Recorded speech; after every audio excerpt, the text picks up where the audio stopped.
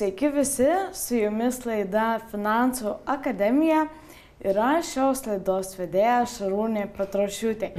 Šiandien ir vėl narpliosime finansinio raštingumo temą su vaikais ir mūsų studijoje jau puikiai jums pažįstamas veidas, tai versli klasė kūrėja Viktorija Vegelytė. Sveiki. Smagu, kad tęsiam mūsų bendravimą ir galim dar daugiau temų apriepti ir tėvams tapti pagalbininkais, jog jų vaikai būtų tikrai labiau finansiškai užtikrinti. Čia yra neišsemiama tema, galima kalbėti ir kalbėti, nes, taip jau yra. Taip jau yra.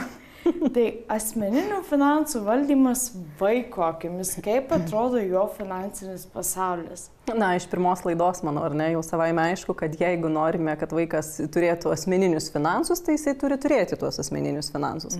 Mes grįžtame prie tos pačios 50, 30, 20 sistemos, ar ne? Tik tiek, kad 50 ten, kur išleidžiam tam, kam reikia, pas vaiką yra truputėlį kitaip, ar ne? Ir 30 jau jo pramogoms, o 20 jau gerai būtų įsidėti taupimui. Tačiau valdymas prasideda vėlgi nuo tiek, kiek tėvai skiria vaikui kišenpinigių. O ar skiria? Apie 65% vaikų negauna kišenpinigių ir kai dalyvauju mokyklose, nuvažiuoju į mokyklą ir sakau, mėly vaikučiai, kas gaunate kišenpinigius?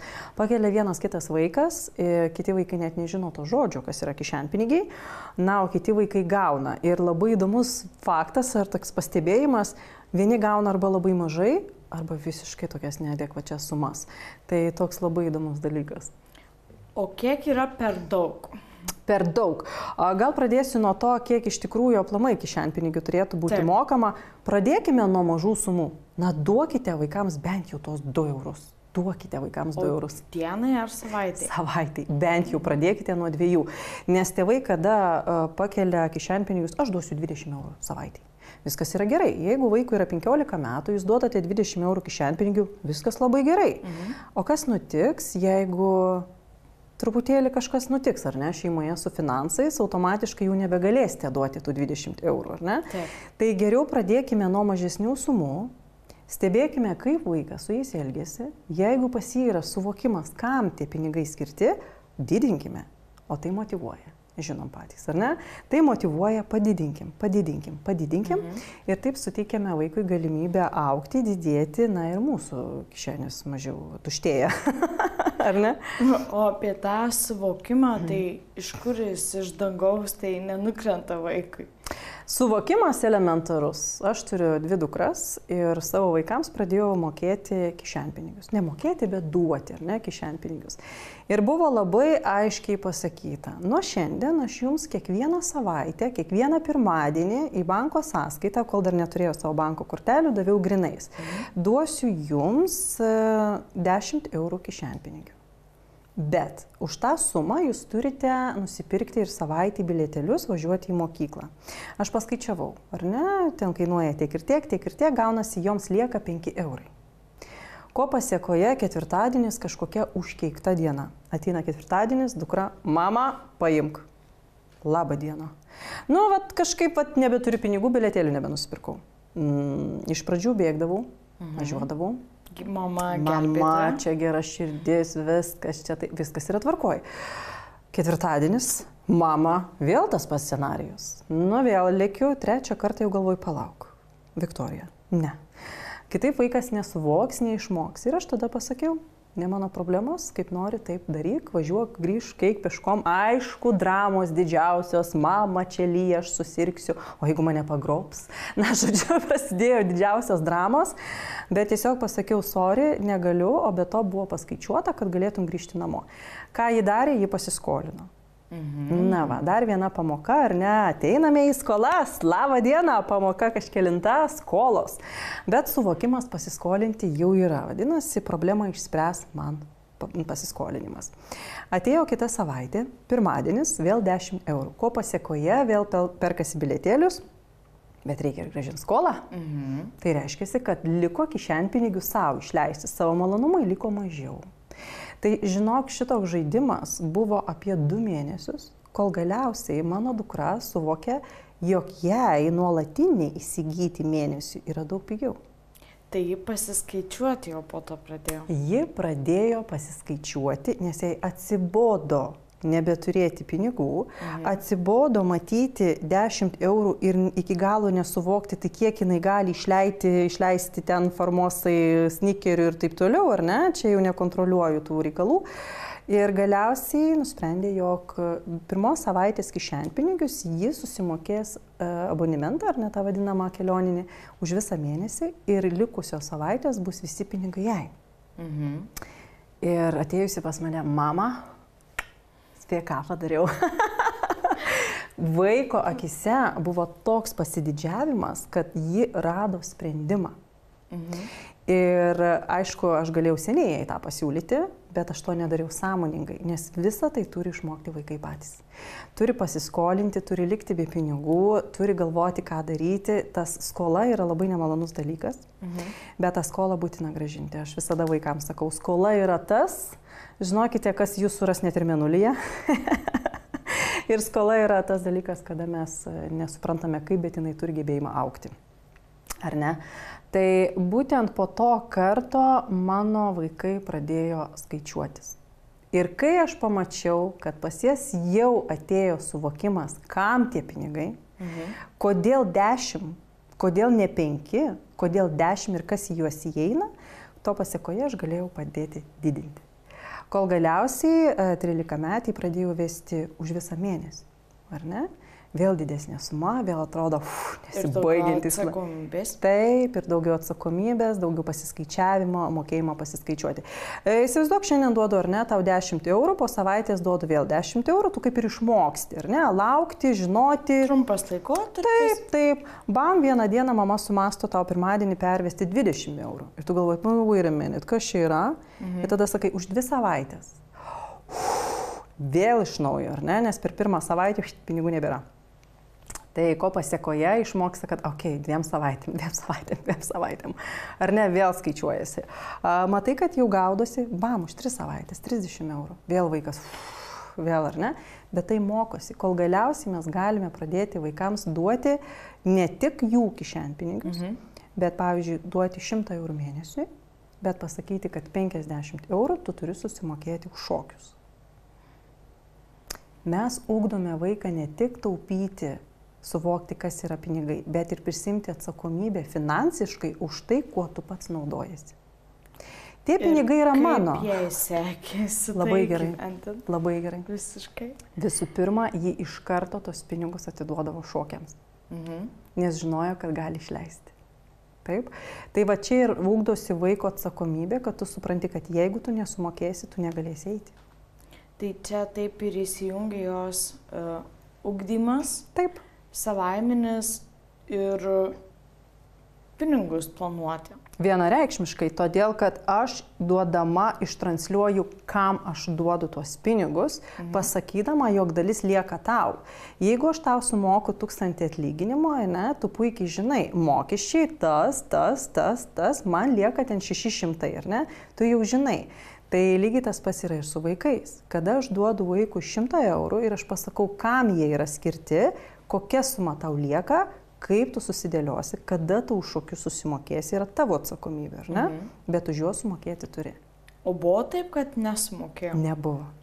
Nebuvo. Todėl, kad aš dariau pirmus žingsnius, ar ne? Aš dariau 2 eurus, dariau 5 eurus, dariau 8 eurus, dariau 10 eurų. Bet įdomus faktas yra tai, kad aš duodavau grinais. Labą dieną, atėjo kortelė. Žinok, viskas iš naujo. Truktų žvadžių vėl iš pradžių, todėl, kad pinigų nemato. Pip, faina, dar telefone integravosi, ar ne? Pip, kol galiausiai pip. Atmesta. Ir tada jungiasi į bankininkystę, stebi, žiūri, kas vyksta. Tai būtent po tų pip ir išmuštas karštis parduotuvėje vis tiek yra tas nemalonus jausmas. Mes visi suaugę žinom, ar ne, tą nemalonų jausmą. Ir būtent tada po to laiko išmoko patikrinti banko išrašus, kad pažiūrėti, kiek aš šiandien turiu pinigų. O kaip su taupimu? Ar atsirado jos pačios, sakykime, tiksluose iš tų pinigų dar pabandyti sutaupyti. Tikrai taip. Ir aš labai džiaugiuosi, kad mergaitės moka puikiai susitaupyti, nes ir banko kortelėse mes turime, ar ne tas vadinamas piniginės taupimo, kur galime tiesiog į taupiamąsias automatiškai, kad 2 eurai nukeliautų. Aš esu tos nuomonės, kad vaikas niekada nemokės taupyti, jeigu jis nežino, kam taupyti. Yra labai elementaru. Ko vaikas nori? Kompiuterio. Tegul susižino, kiek kompiuteris kainuoja. 600. Kiek jis gauna kišenpinigių savaitai. 10 eurų, ar ne? Kada jis nori kompiuterio? Po 2 mėnesių. Gerai, kiek iki to laikotarpio liko savaičių? 8 savaitės. Tai kiek tu turėsi rezumė? 80 eurų. Kiek tau trūksta? Labą dieną. 500 atsivirša, ne? Tai ko pasiekoje vaikas realiai mato situaciją ir realiai keliasi tikslus. Jeigu nebus tikslo, kam tu taupai? Vien dėl to, kad taupyti. O čia tėvai turėtų kažkaip padėti tuos didesnius finansinius tikslus pasiekti, nes kompiuteris tikrai daug kainuoja ir vaikui sutaupyti kompiuterį ne 1 metų gali. Jeigu vaikas iš tikrųjų matote, kad nori išmokti finansinės atsakomybės ir nori pats įsigyti, pats susitaupyti, leiskite jam tą padaryti iš tų pačių kišenpinigių. Kaip ir minėjau, ar ne, tą lentelę jūs tiesiog užsipildote, vaikas realiai mato, kiek jam trūksta. Ok, artėja gimtadienis, artėja dar kas nors. Aš esu prieš, kad dovanotų šiaip už gražias akis, oi, baigiai mokyklą, imk 100 eurų, čia seneliai. Seneliai viskas balta vėliava, aš prieš senelius, ne. Seneliai lepina, jie ir turi lepinti. Mes tėvai, mes esam tokie, ar ne, kur mokinam ir ugdom. Tai ko pasiekoje, jeigu vaikas tikrai nuosekliai visą tai daro, artėja gimtadienis, artėja gal baigimas kokios mokyklos, leiskite seneliams dovanoti pinigais, patys galite dovanoti pinigais, bet pasakykite elementarius žodžius. Aš žinau, kad tu taupai kompiuteriui, aš noriu prisidėti prie tavo šio tikslo. Jūs iš karto pamatysite vaiko akise, wow, ir tie pinigai keliaus ten, kur jisai ir taupo. Tai gaunasi, jūs kaip ir prisidedat, ar ne, bet netiesiogiai nuperkat kompiuterį, o prisidedate prie jo tikslo. Bet jeigu jūs duosite šiaip 50 eurų, jisai šiaip jos ir išleis. O kada galima vaikui jau sudaryti galimybę dar papildomai kišenpinigių uždirbti?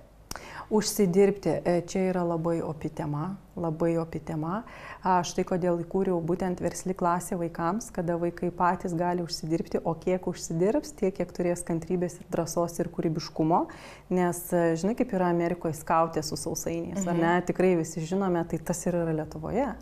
Vaikai taipogi su sausainiais, žvakėm ir panašiais dalykais, jie užsidirba pinigų. Ir būtent nuo to produkto 30% lieka jiems. Ir jie užsidirba tokias sumas ir labai dažnai šioje vietoje užsidirbti stabdo tėvai. Na, nepykit, tėveliai, nepykit, bet tikrai yra pagrindiniai stabdžiai.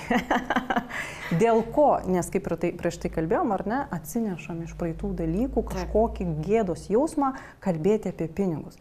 Užsidirbti pinigų nėra gėda.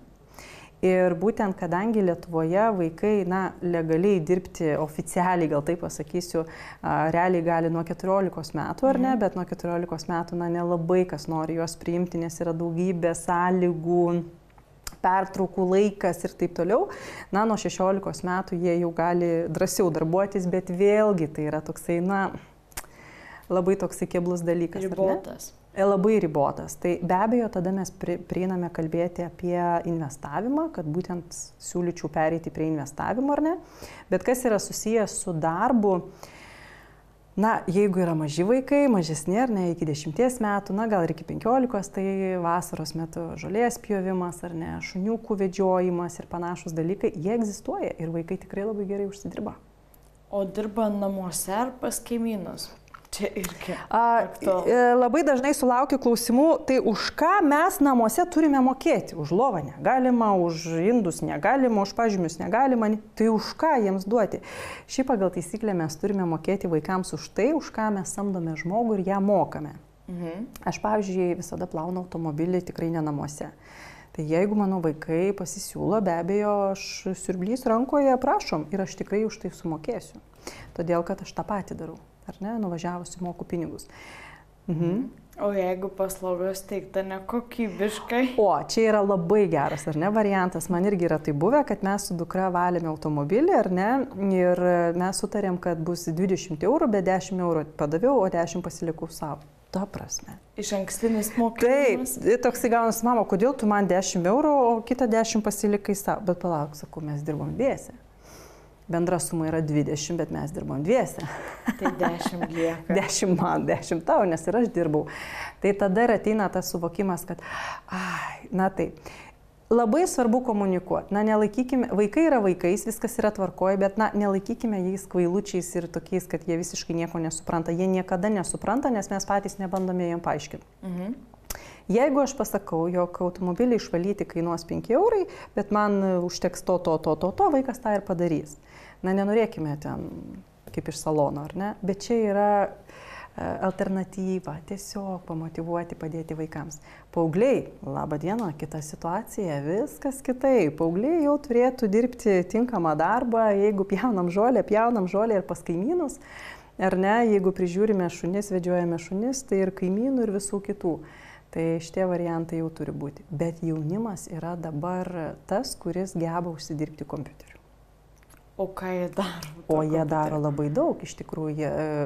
Vaikinai labai moka montuoti video. Mhm. Jie montuoja video, jie daro netgi elektroninės parduotuvės.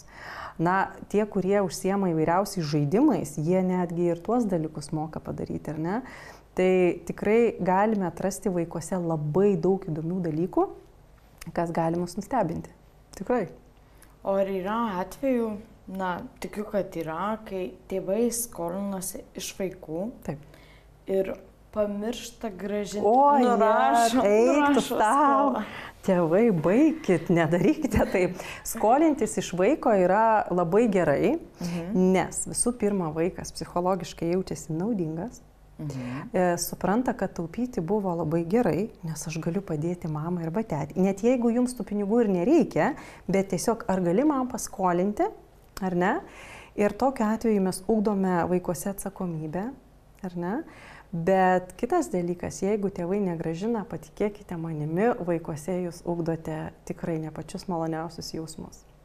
Grįžkite patys į tą emociją. Jums negrąžina pinigų. Koks jausmas? Tas pats jausmas apima ir vaikus tik dvigubai, nes tai yra tėvai. Ar ne? Jūs turite grąžinti vaikams dvigubai, o ne negrąžinti. Su kaupus, palūkanom. Sprantat? Bet skolintis yra gerai. Skolintis yra gerai. O kaip paskatinti vaiką labiau taupyti? Vėlgi grįžkime prie to, o kam taupyti? Mes labai dažnai girime, taupyk, neišleisk. O kodėl? Ir neturim atsakymą. Kodėl mes taupome vasarai? Atostogos, ar ne? Kodėl mes taupome prieš Kalėdas? Visi suprantame, ar ne? Kodėl mes taupome tą? Šiaip aplamai tą žodis taupyti man jau purto, jau tiesioginė to žodžio prasme purto ir sakyti vaikui, nu dabar taupyk. Ne, tiesiog elementariai, ko tu norėtum, pažiūrėk, kiek kainuoja, nu ir pabandom tą pasiekti. Tiesiog. O vaikai švaistūnai? Čia tokių spėjų irgi yra. Švaistūnai, išlaidūnai, be abejo yra, bet vėlgi, o kodėl jiems neleisti, jeigu tėvai viską nuperka? Nu, kokiu tikslu man taupyti? Mes vėl grįžtam prie tikslo. Aš vedu paskaitas vaikams, ar ne? Ir, na, vaikučiai, dabar išsikelsime tikslą. Na, ten koks Tomai, ar ne? Čia randam, tiesiog šiaip pasakiau žodį vardą Tomai. Kam tu nori taupyti? Nežinau. Nes viską nuperka tėvai. Tai aš norėsiu ausinių, tai va 100 eurų, bet tai aš nueisiu mamos, paprašysiu, mama nupirks. Aš labai džiaugiuosi, kad tėvai leidžia ir kad tėvai turi tas galimybės, mes turime turėti, mes turime džiaugtis to gyvenimo nuostabiu, kurį mes turime, jeigu mes galime, turime tą gauti, bet tada nesistebėkime, kodėl mūsų vaikai nevertina tam tikrų dalykų ir neturi suvokimo. Jūsų vaikas visada išleis tik todėl, kad jis neturi tikslo, o be to viską jūs pateikite ant lėkštutės. Vienareikšmiškai. O kai nutinka situacija, pavyzdžiui, kad vaikai sunaikina kažkokį turtą kito žmogaus, ten teritorijos, kaip tėvai galėtų tokiu atveju reaguoti ir tą finansinę atsakomybę, kas turėtų nešti realiai, kad tai būtų pamoka. Ai, ne, tai čia vienareikšmiškai vaikas turi nešti šią atsakomybę, ar ne? Bet vėlgi mes turime stebėti savo vaikus. Na, nebūkime ten tie tokie, kad sudaužėjai, nu ir viską dabar susimokėk. Ne, mes turime stebėti vaiką. Kodėl taip nutiko? Ar tai nutiko tyčia ar netyčia? Kokia vaiko aplamai tuometinė buvo būsena? Kokia situacija? Kas tą situaciją sukėlė? Ar ne? Mes, nu, nebūkime tie tokie, kaip aš sakau, vat, numetė ir viskas tu kaltas. Ne, o kaip čia nutiko, kad nukrito, ar ne? Tarkim, mano dukra sudaužė telefono ekraną, ar ne, ir mes pasižiūrėjome, kiek kainuoja keitimas, ten kainavo apie 100 eurų, na ir ko pasiekoje aš padalinau ant 3 žmonių tą sumą. Kodėl ant 3? Todėl, kad kartais ir aš paimdavau jos telefoną, kartais ir sesuo paimdavo telefoną. Tai reiškia, buvo galimybė, tikimybė, kad mes visus 3 numetėme tą telefono ekraną, tai padalinama suma ant 3, ar ne, ir vadinasi, tu turi 30 eurų ten, 35 eurus, ne, sakykim taip, susitaupyti, kad ekranus taisyti. Tai ačiū, Viktorija, dar kartą.